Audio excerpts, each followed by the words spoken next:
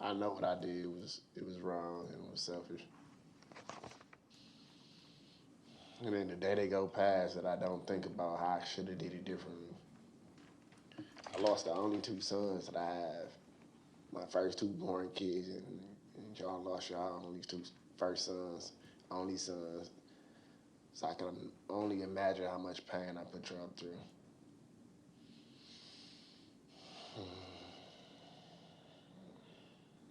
I hope today that with this sentence that it brings everybody closure. And I also want to apologize to the courts for prolonging it for so long and not coming to jail on the first day and admitting to what I did and taking a plea a lot sooner. But in reality, the reason why it was so hard for me to do that is because it's hard to know that I'm the reason why my sons are not here anymore, you know?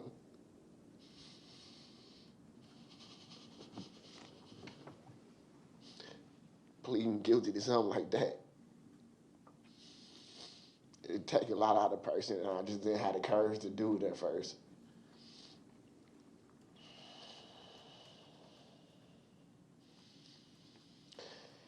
And I got to view the letter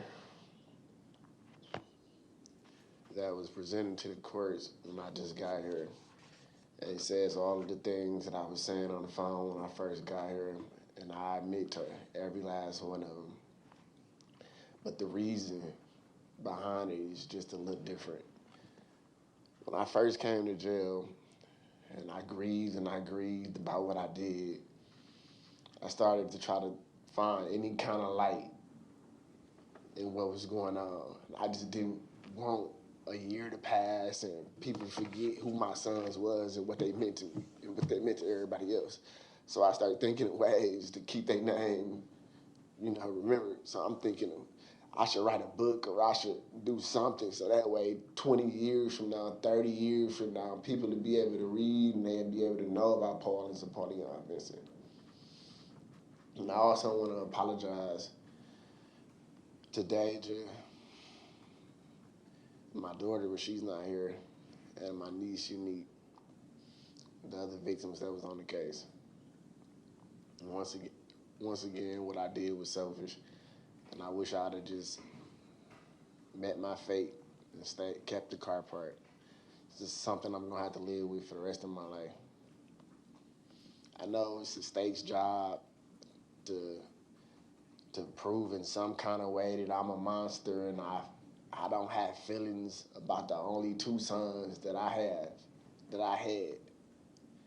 But what the letter doesn't say is how many days I cried on the phone or how many times I got put on suicide watch because I wanted to take my own life. It doesn't say none of those things at all.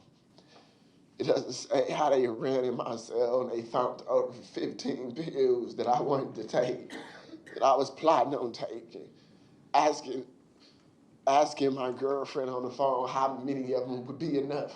It doesn't say those things because it's the state's job to prove that I'm a monster and I don't care. And I don't have feelings, but I do have feelings. But I just wanted to end it at, I understand that jail is supposed to be a punishment and jail is supposed to be rehabilitation. But I promise you, Judge, I'm punished. Regardless of what sentence you give me, I'm going to have to deal with this for the rest of my life. I'm punished. I am punished.